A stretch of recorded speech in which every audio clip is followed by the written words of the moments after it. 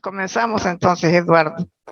Bueno, cómo no. Muchas gracias, Berta. Muchas gracias para las autoridades de la Fundación de Estudios del Pensamiento Argentino e Iberoamericano por convocarme a compartir esta reunión. Y yo propuse a Berta hacerlo bajo el título de Entre gringos y criollos a el lado irlandés de los argentinos, narrativa de la integración. Esto es un poco la excusa para contar algunos elementos en común que están en la narrativa mía. Hace algunos años, hace unos cuantos años, en una conversación de hermanos, es una familia con 6 hermanos, había una conversación de la curiosidad y que compartíamos del hecho de que un destacado folclorista e investigador y promotor de la música popular argentina, como fue Buenaventura Luna, fuera alguien con ascendencia irlandesa. Ya teníamos algunos datos. Además, él lo había manifestado claramente en ese sentido. Y entonces, hurgando un poco en sus antepasados, lo que encontré es este detalle de que Buenaventura Luna descendía de uno de aquellos soldados que habían llegado al puerto de Buenos Aires como parte de las tropas británicas que intentaron en 2 ocasiones ocupar este territorio. Ellos eran 2 hermanos y como ocurrió en muchos casos de estos 2 hermanos fueron confinados a la ciudad de San Juan. Cuando llegó el momento de otorgarles el permiso para regresar y volver a enrolarse en las tropas británicas, los 2 hermanos tomaron la decisión de quedarse en San Juan e iniciar una nueva vida antes que volver a ser soldados del ejército británico. Esos hermanos llevaban el apellido Doherty y, lógicamente, para facilitarles la relación con la gente lugareña, su apellido Doherty fue modificado por un apellido un poco más castellanizado que resultó ser Doherty. Así es que en este árbol genealógico en algún momento nació Eusebio de Jesús Doherty, que para emprender su actividad como cantor y como promotor de las cosas regionales, eligió el nombre de Buenaventura Luna, que era el de alguien que lo había acompañado y ayudado en el conocimiento del lugar y que trabajaba para el padre de Buenaventura Luna. Así que este dato fue como el disparador para mí de qué otros casos podía haber en la cultura argentina, en la tradición argentina vinculada a la cultura, de personas argentinas, como Buenaventura Luna, pero con ancestros irlandeses, y cómo se componía, cómo se hacía esa vinculación entre lo irlandés y lo argentino. Yo ya en el año 2006 había publicado un libro de relatos que se llama Entre gringos y criollos.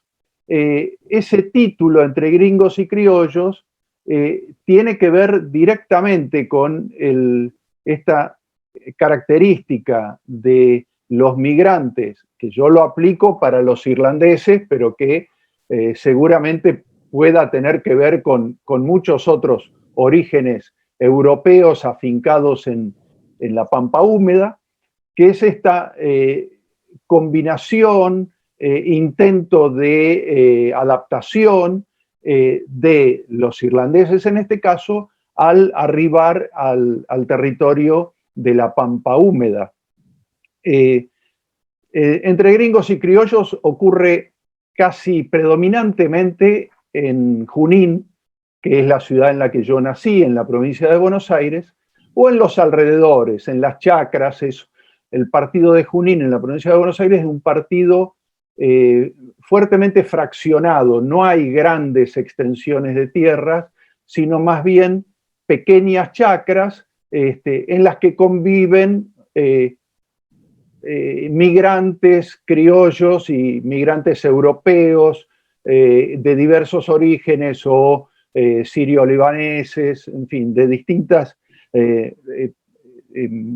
orígenes, de diversos orígenes.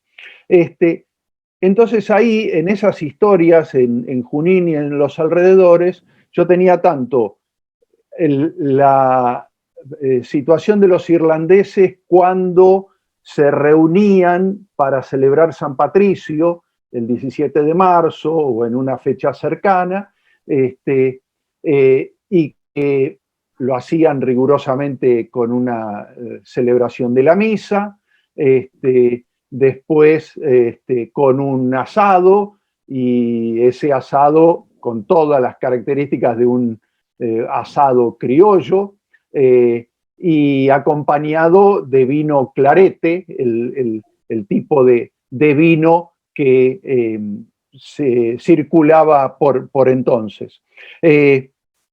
Y si no, irlandeses también afincados en chacras, en los alrededores de Junín, donde convivían con italianos de orígenes diversos, con catalanes, con portugueses, con, como dije, sirios libaneses, en fin, con vascos. Entonces ahí eran uno más en todo ese conjunto complejo, pero amalgamado, ¿no? Entonces, acá yo quiero tomar una cita de un comentario que hizo la profesora María Gabriela Eligi, que es de la Universidad Nacional de La Pampa, porque en un grupo de gente de la Universidad de La Pampa estudiaron este libro justamente para tratar el tema de la integración a la sociedad entre gringos y criollos. Entonces, lo que Eligi dice es: el proceso de asentamiento de esos nuevos pobladores implicó la lógica negociación entre gringos y criollos, habitantes de las pampas. Estas negociaciones dieron origen a fronteras físicas, lingüísticas, culturales e incluso imaginarias, pero no por ello menos reales, entre todos los nuevos habitantes del espacio pampeano. No obstante, así como se delimitaron fronteras, también surgieron procesos de amalgamiento cultural que puede ser advertido en el análisis de estos textos. Entre gringos y criollos, como comenté, yo lo publiqué en el año 2006, pero en el año 2004, o sea, voy hacia atrás, la Fundación El Libro me había otorgado a mí un premio por una novela breve que yo escribí que se llama Quema su memoria. El protagonista de esta novela histórica es Guillermo Brown, también un hombre nacido en Irlanda y que se integró a la lucha por la independencia en el Río de la Plata, en lo que entonces eran las Provincias Unidas del Río de la Plata. El momento que yo tomo para Quema su memoria es un momento donde Brown ya está cercano a la fecha de su muerte y reflexiona durante 2 o 3 días sobre, las causas que lo llevaron a a enrolarse en esta lucha por la libertad en el Río de la Plata, y el lugar, el papel que él ocupó en esa joven república. Así que ahí el comentario que tuvo el jurado de la Fundación El Libro al momento de discernir este premio fue: Quema su memoria nos cuenta en un tono y un tramado que nos hace recordar a los idus de marzo los últimos años de vida del almirante Brown. La forma narrativa elegida, dice, es un acertado equilibrio de monólogos interiores y diálogos con flashback que permiten recomponer por fragmentos la historia narrada, detalles de la vida de los protagonistas y la de las personas cercanas a ellas. El afinado contrapunto de las distintas modalidades narrativas logró imponer a esta novela en el primer lugar.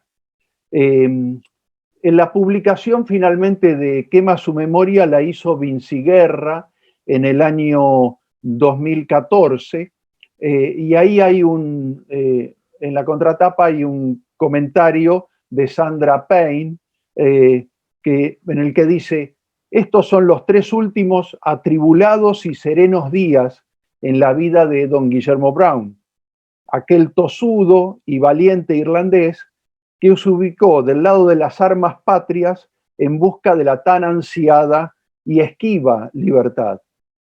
Y aquí, al sur de Sudamérica, como arena entre los dedos, se le fue la vida, pero dejó indeleble y profunda huella.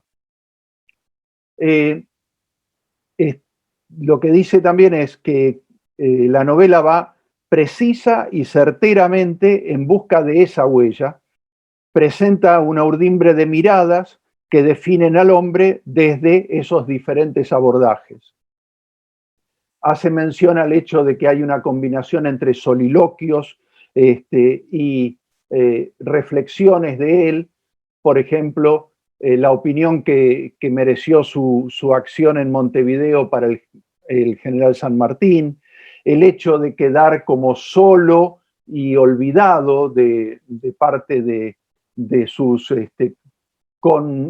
vecinos sobre el final de su vida. Bueno,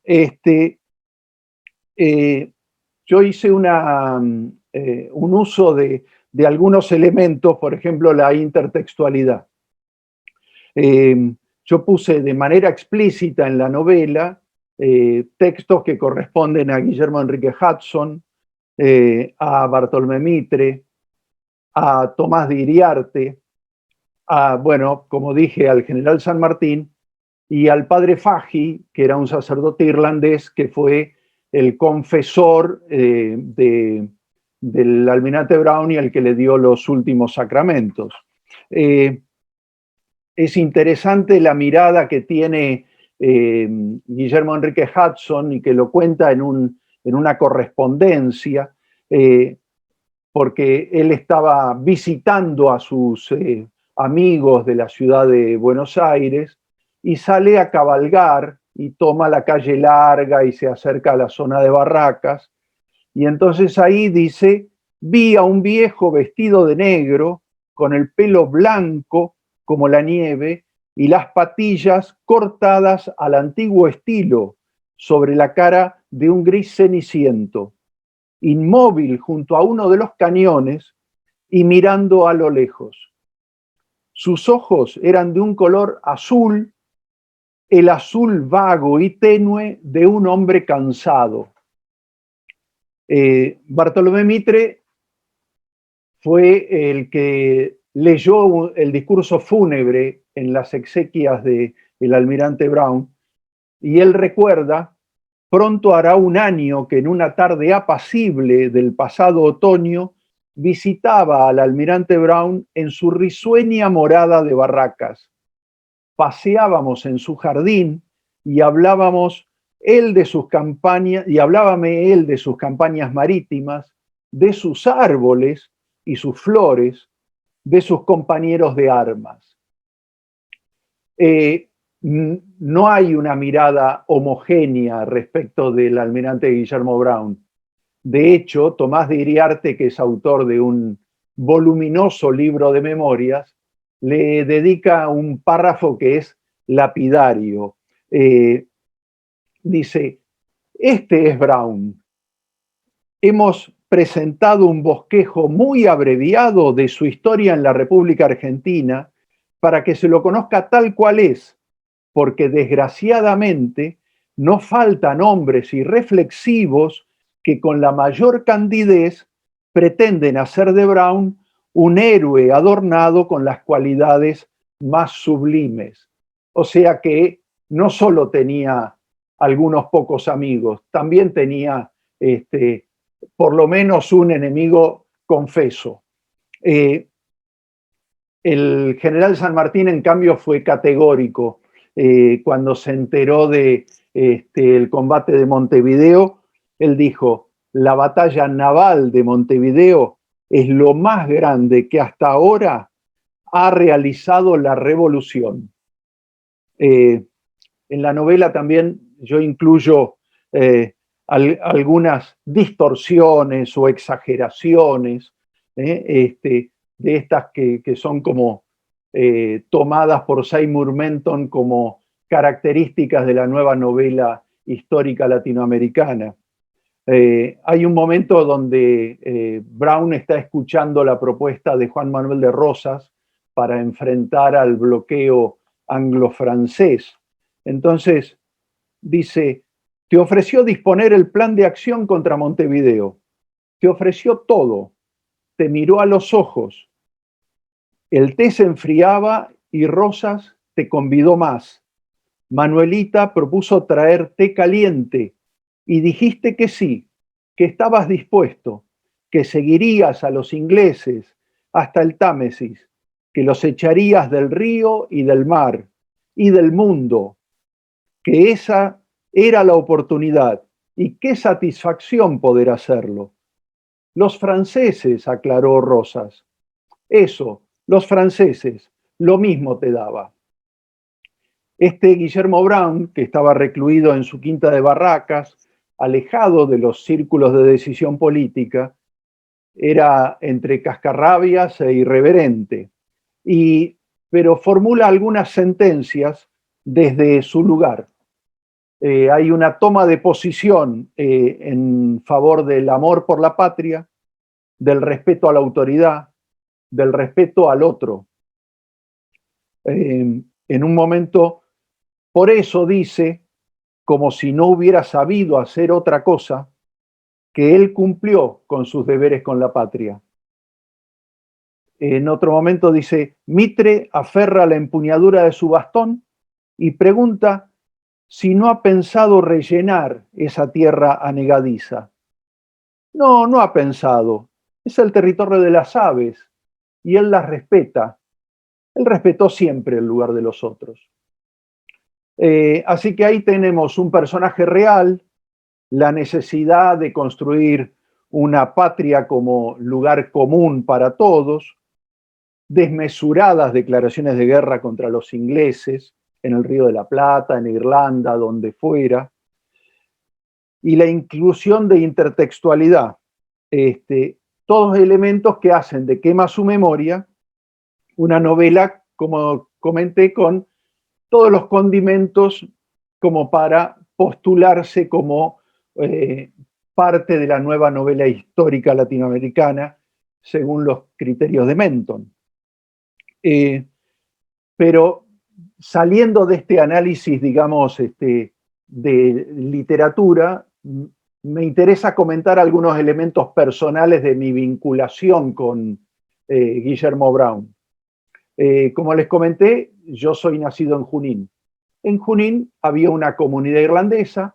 Esa comunidad irlandesa tenía una sede que sigue existiendo.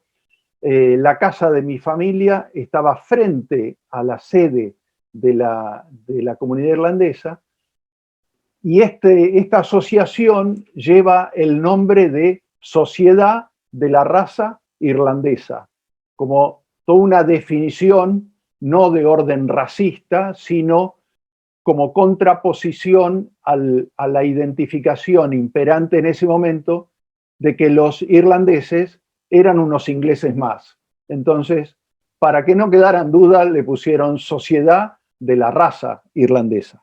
Pero en la esquina de mi casa y la esquina de la Sociedad de la Raza Irlandesa había un busto de Guillermo Brown. Así que cada vez que se celebraba San Patricio, la secuencia era misa, acto frente al busto del almirante Brown, colocación de una corona de flores, algún discurso, y después sí, pasaban todos alegremente a comerse un asado y tomar unos vinos.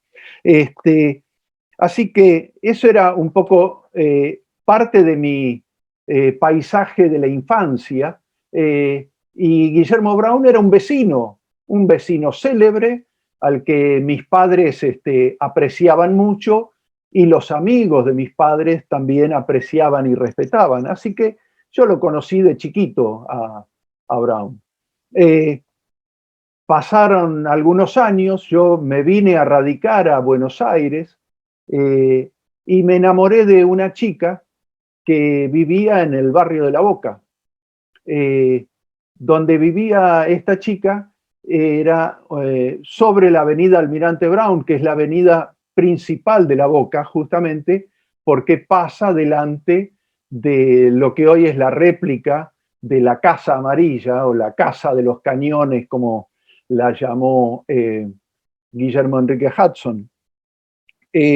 Así que, bueno, yo me casé con esa chica y juntos fuimos padres de dos chicas hermosas, y por una circunstancia un poco azarosa, pero quién sabe cómo cayeron los dados ahí, estuvimos viviendo 10 años en un departamento a 100 metros de la avenida Almirante Brown y a menos de 300 metros de la Casa Amarilla.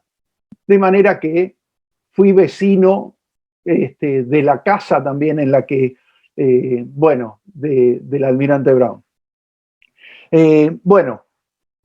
Hago esta mención de Guillermo Brown y de mi novela acerca de él, porque es como el irlandés más famoso en Argentina.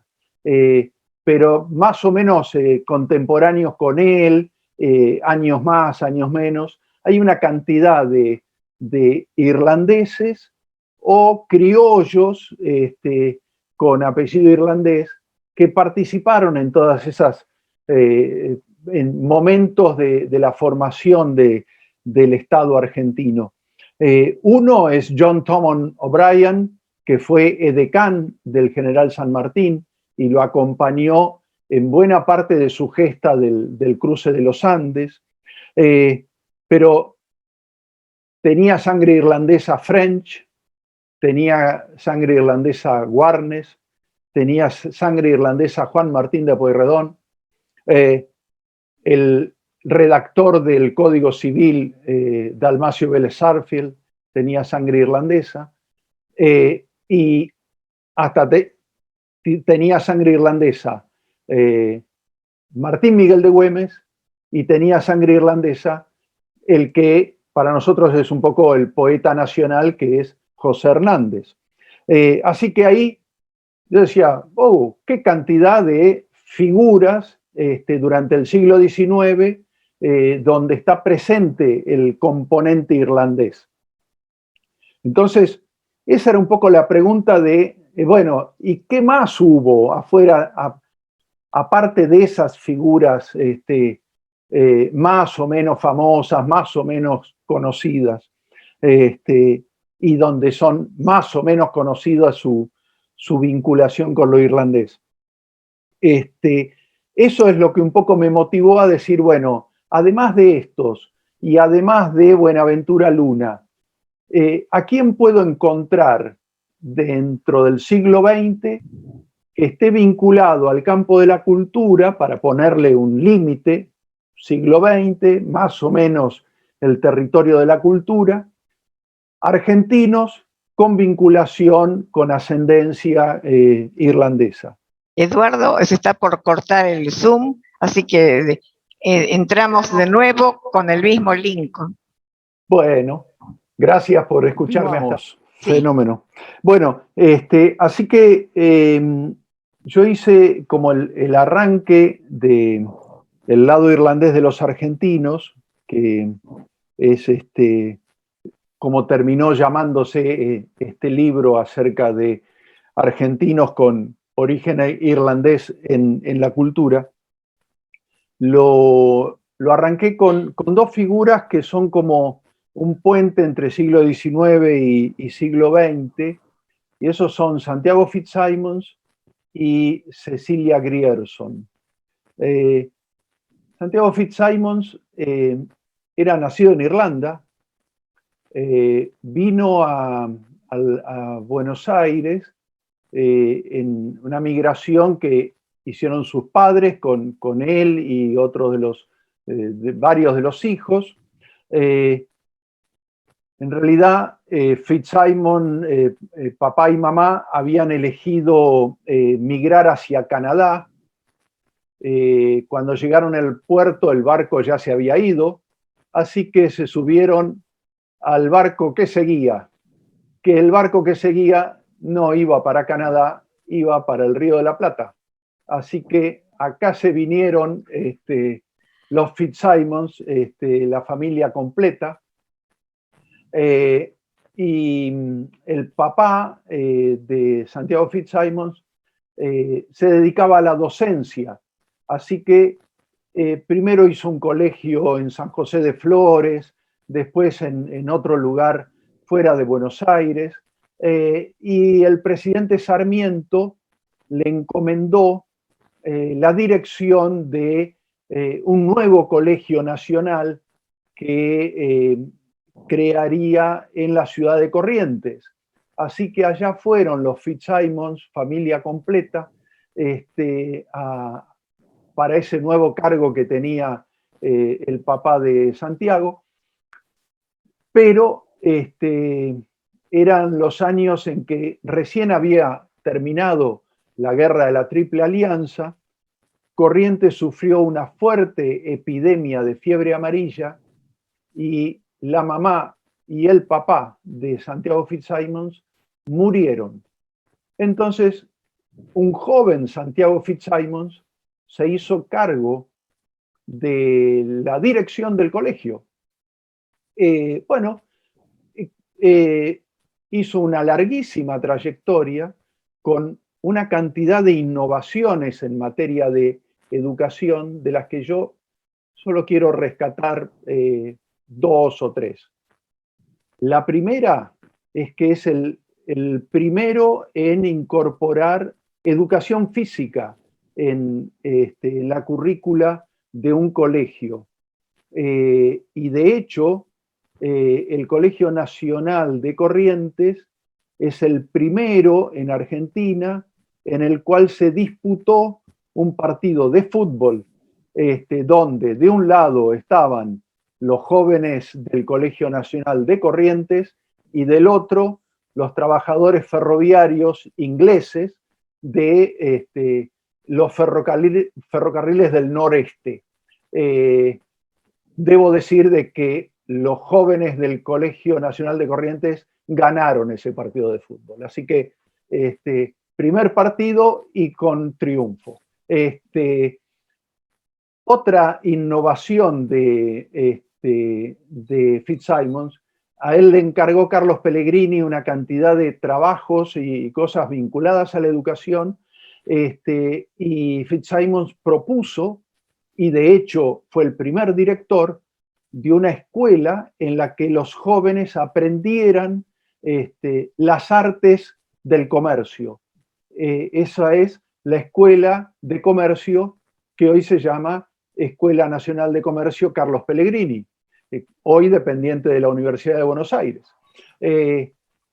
Bueno, y también en ese colegio Carlos Pellegrini puso la educación física, el deporte, como parte de la currícula. Dato curioso y que a lo mejor resulte simpático para quienes sean hinchas de Boca.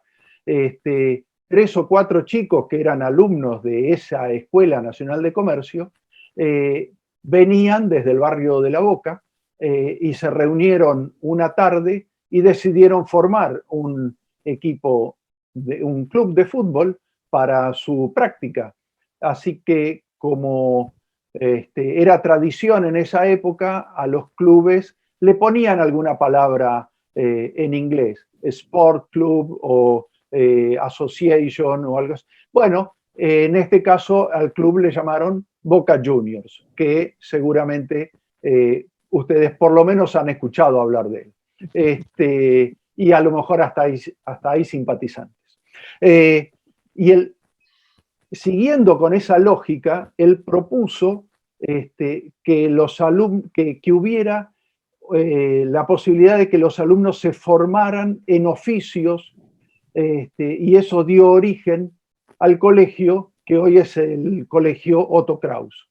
Así que es alguien a quien le debemos muchas acciones innovadoras en materia de educación.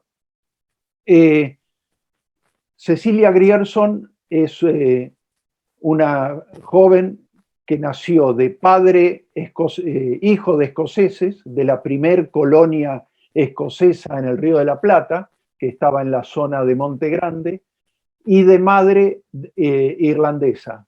Ella se crió, buena parte de su infancia transcurrió entre campos en Uruguay y campos en Entre Ríos. Vino a estudiar a Buenos Aires. En un momento, ante la muerte de su papá, ella debió volver a Entre Ríos, donde estaba su mamá y sus otros hermanos. Y entonces ahí le propuso a la madre hacer una escuela. Entonces, para hacer la escuela había primero que pedir autorización al gobernador. Así que allá fueron Cecilia y su madre a hablar con el gobernador, y la madre le presentó el proyecto con todo respeto y cierta timidez tal vez, hasta que en un momento el señor gobernador dijo, bueno, pero ¿y quién se va a hacer cargo de educar a los niños? Y esta colorada de rulos y moños en el pelo le dijo, señor gobernador, yo voy a ser la maestra. Tenía 12 años, Cecilia Grierson. Esa escuela existió, la llevó adelante, después ella volvió a Buenos Aires a terminar sus estudios, pero la salud de una amiga y su posterior muerte hicieron que Cecilia Grierson tomara la decisión de estudiar medicina. Más allá de su vocación y de su interés, había una dificultad, y es que el estudio de la medicina no era para mujeres, estaba solo destinado a varones. Así que le tocó a Cecilia Grierson argumentar, presentó un escrito, tal vez un poco asombrados, los directivos de la universidad la convocaron y le tocó a ella personalmente argumentar y los convenció.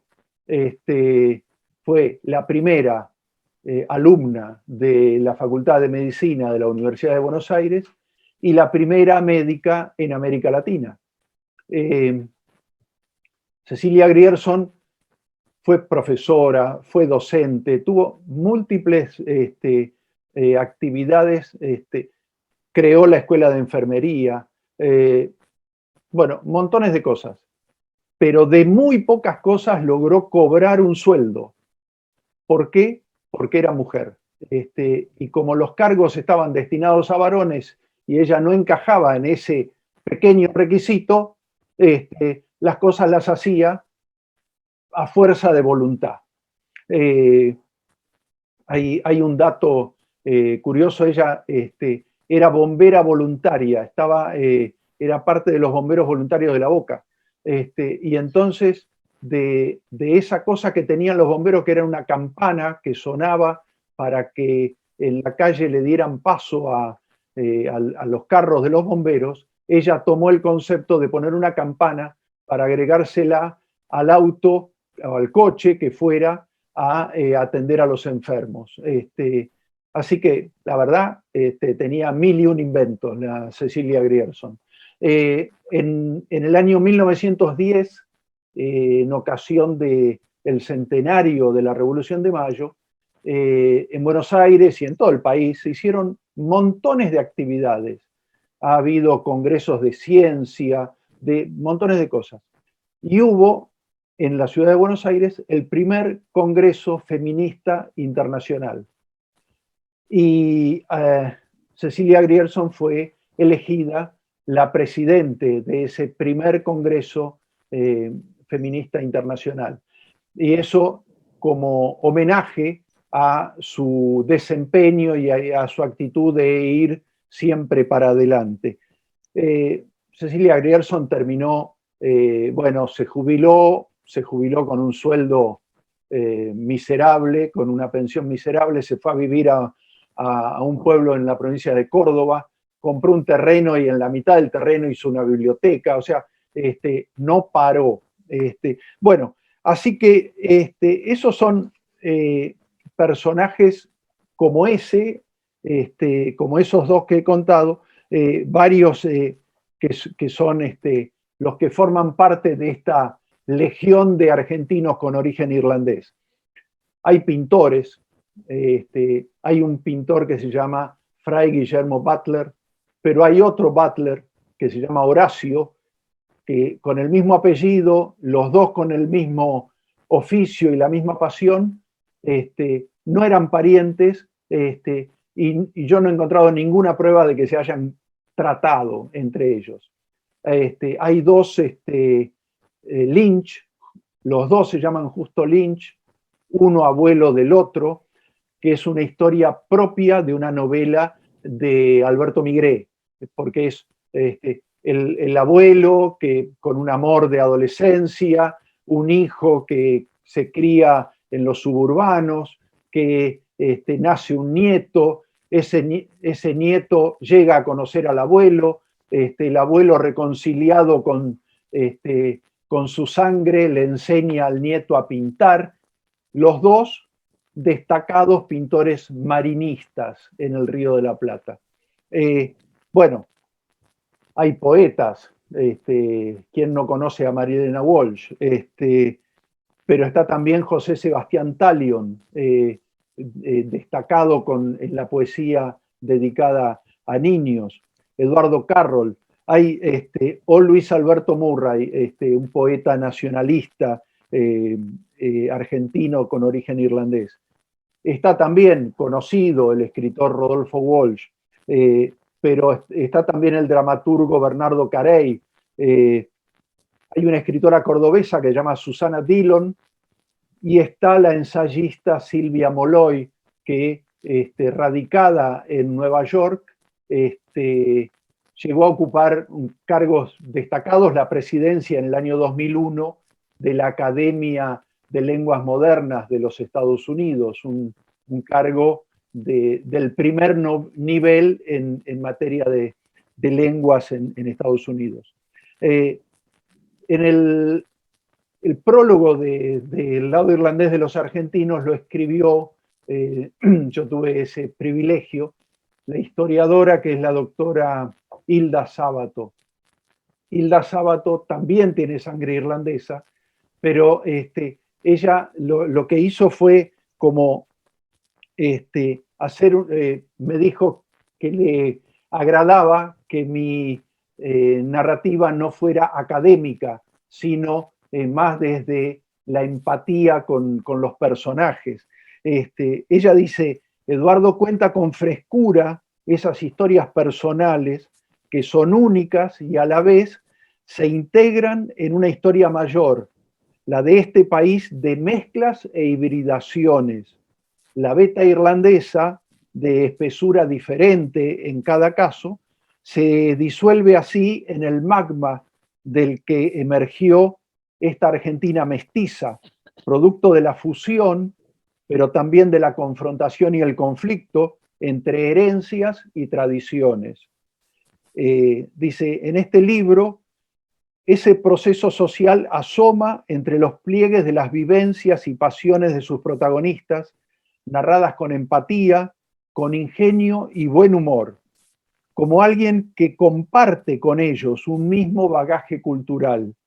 Eduardo sabe detectar sus marcas y contarlas con un guiño cómplice. El año pasado, en junio, me hicieron una reseña del lado irlandés de los argentinos en una publicación dedicada a estudios irlandeses que hace la Universidad de Florencia. La revista se llama Studi Irlandesi, porque está escrito publicado en Florencia, Italia, y a continuación en inglés dice Revista de Estudios Irlandeses. Ahí en esta reseña el autor dice: el volumen cuenta una historia con serenidad, con la serenidad, el colorido y el tiempo disponible para el detalle y la precisión con que se cuentan los cuentos pampeanos. A lo largo de sus páginas trasluce que Cormick está en posesión de un sólido y profundo conocimiento, no solo de su pasado irlandés, sino también de la cultura argentina, aspectos ambos que integra hábilmente en el libro que nos ocupa. Acá el crítico está haciendo referencia a la tradición pampeana del relato, de ese relato así tranquilo, alrededor del fogón y eso, pero yo debo decir que también en la tradición irlandesa hay mucho de estas short stories, de cuentos para contárselos a los vecinos mientras a lo mejor están tomando no vino clarete, sino más bien un whisky o una cerveza.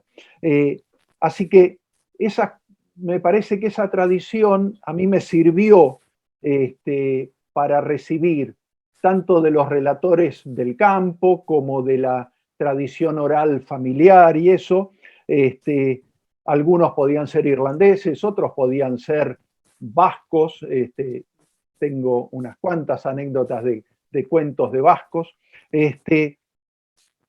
pero que a veces son hechos comprobables, otras veces de difícil comprobación, pero que sirven para contar y para dar cuenta de historias que a veces la misma historia no es la misma según quién la cuenta.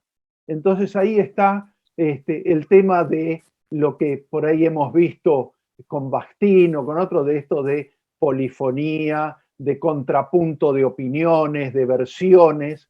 Es siempre la misma verdad, pero cómo cambia la verdad según quién la cuenta. Hay algunos que pueden decir el dato, la historia, el acontecimiento, y tienen algo en lo cual demostrarlo, comprobarlo, verificarlo. Y hay otros que echan mano a esta cosa de, bueno, si no me creen, tengo de testigo al finado fulanito de tal. Entonces, se hace difícil la comprobación.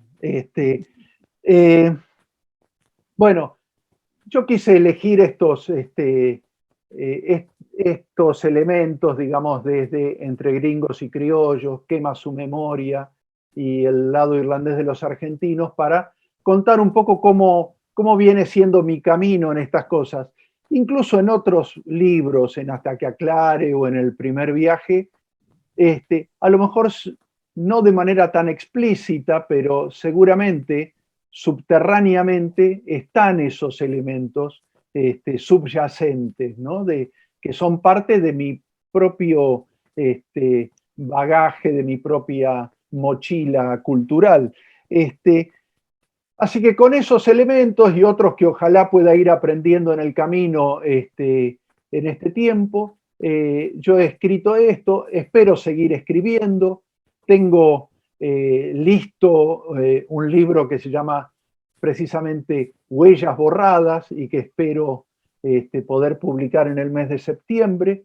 Y entonces, contando así estas mezclas de integraciones, amalgamas, conflictos, que entre gente de distintas culturas de distintos orígenes, a veces ayudándonos, a veces peleándonos, vamos haciendo, construyendo esto que orgullosamente para nosotros es la sociedad argentina.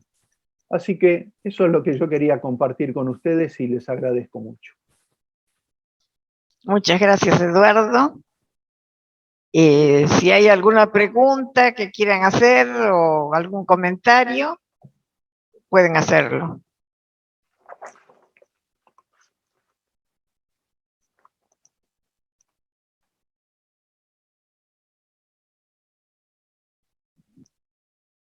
Bueno, parece que no hay comentarios. Lo que pasa es que casi todos los presentes son compañeros tuyos de la diplomatura. Nos Claro que sí. faltan contactos De con los otros que uno ambientes, aprende seguramente. todo el tiempo. Bueno, muchas gracias por la participación de todos. Está Luni Vergara, está Andrea Fernández, Braulio Senda, Gladys. Bueno, todos de la diplomatura que van a recibir sus diplomas el día viernes en la Feria del Libro. Pero nos damos cuenta que nos hace falta hacernos conocer en otros ambientes. Así que ese es el propósito que debemos perseguir. Braulio, ¿querés decir algo? Sí, quiero felicitar a Eduardo profundamente y agradecerle de todo corazón porque no solo es un buen compañero de la diplomatura, no solo es un buen escritor, es un hombre solidario en todo lo que él hace. Yo le estoy muy agradecido porque me ha ayudado muchísimo y bueno, ya lo podremos compartir. Lo que le quería preguntar a Eduardo es si esa impronta de Guillermo Brown que él tuvo desde su infancia sigue firme al día de hoy, porque sobre los hombres que hicieron nuestra patria hay mucho para rescatar aún. Sí, Perdón, no, mirá, antes de la contestación, quiero leer un chat que ha llegado de Anaí Herrera que dice: bella narrativa sobre Cecilia Grierson, felicitaciones. Anaí Herrera es enfermera y es especializada en epistemología de las ciencias de la salud, así que lo mira desde otro punto de vista, no desde el punto de vista literario. Gracias entonces por este comentario, Anaí. Bueno, perdón por la interrupción. No, y muchas gracias a Anaí. Es notable el esfuerzo que hizo Cecilia Grierson por construir justamente la carrera de enfermería. Era para enfermeras y masajistas, y aún con todas las dificultades y todas las trabas que le ponía la burocracia de entonces, ella llevó adelante eso, y bueno, de hecho hay hoy una escuela de enfermería Cecilia Grierson, ¿no? Para responder a Braulio,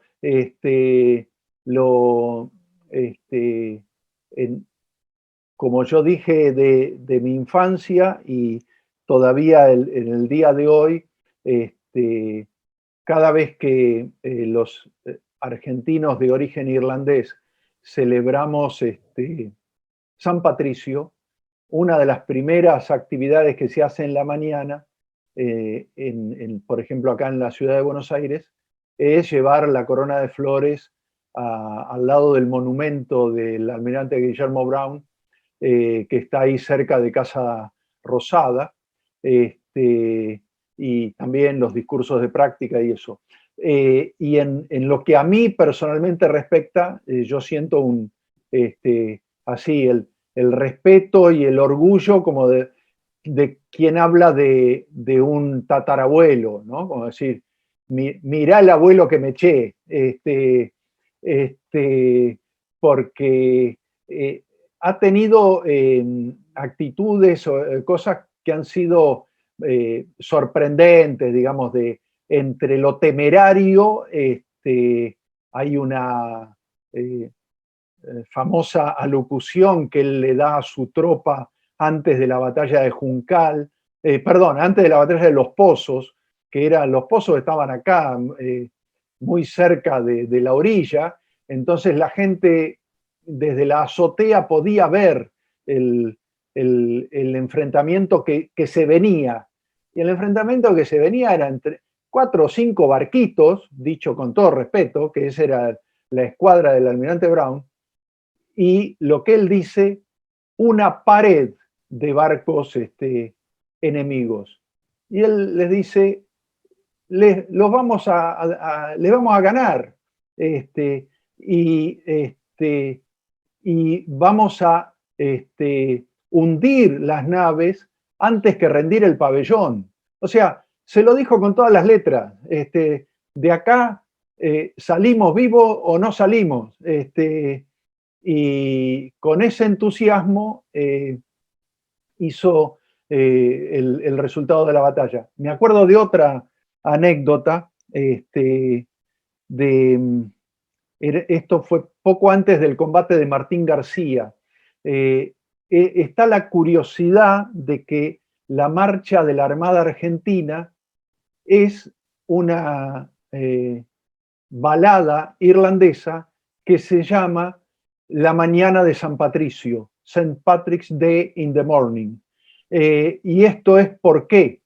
Porque los que tenía Brown ahí dando vueltas como tropa alrededor de él eran de, bueno, diversos orígenes, pero tenía músicos que eran irlandeses. Entonces, él los manda al frente a todos, al combate, y le dice a los músicos más o menos como toquen algo para alentar a la tropa. Los irlandeses, ¿qué sabían tocar? Baladas irlandesas. ¿Y qué tocaron? La Mañana de San Patricio, St. Patrick's Day in the Morning. Esa balada hoy sigue siendo la marcha de la Armada Nacional. Bueno, así que hay muchas vinculaciones en eso. Bueno, muchas gracias, Eduardo. Bueno, para terminar esta reunión, un agradecimiento muy especial a Celina Lertora Mendoza, que como todos ustedes saben, nos cede este espacio con una generosidad increíble y un desprendimiento que no se encuentra entre la gente de la cultura. Es una verdadera líder de la cultura argentina, fundadora de la Fundación para el Estudio del Pensamiento Argentino e Iberoamericano, y Fundarte. Muchos de ustedes ya conocen este espacio, que es valorable y que tiene una larga tradición, se sostiene con esfuerzo personal de Celina y de su esposo Ivo, así que todo lo que nosotros podemos hacer es apoyar este espacio que se nos brinda tan generosamente. Muchísimas gracias, Celina. Bueno, al contrario, gracias a ustedes, porque los espacios pueden brindarse, pero hay que llenarlos. Entonces, y tienen que llenarse bien y con calidad y con conocimiento y con empeño, como la participación que acabamos de escuchar, que ha sido realmente sumamente interesante y para aprender todos un poco. Quería simplemente recordarles que este ciclo se va a difundir todos los sábados de mayo a esta misma hora, a las 19 horas. Así que bueno, ya seguramente Berta va a continuar haciendo la difusión, pero quería anunciar aquí esto. De modo que están todos invitados. Por otra parte, también quería decirles que en el área de letras de FPAI hay un boletín que dirige Berta y que está abierto a las contribuciones de temas de análisis literario y de, bueno, diversos tipos de temas que tengan que ver con la literatura argentina e iberoamericana, pero también cuestiones generales de técnica literaria, metodología de enseñanza, etc. Así que están también todos invitados a participar en ese boletín. El primer número del año cierra en junio y sale la primera quincena de julio. El segundo número cierra el 15 de diciembre para que salga antes de fin de año. Bueno, por mi parte era todo lo que quería decir. Muchas gracias y nos esperamos el próximo sábado. Muchas gracias a todos y felicitaciones, Eduardo. Como siempre, tu trabajo de investigación ha sido bastante profundo y por suerte ya tienes un reconocimiento por los premios que has recibido hasta ahora y esperemos que continúes con tu trabajo como escritor. Buenas noches a todos, que lo pasen muy bien.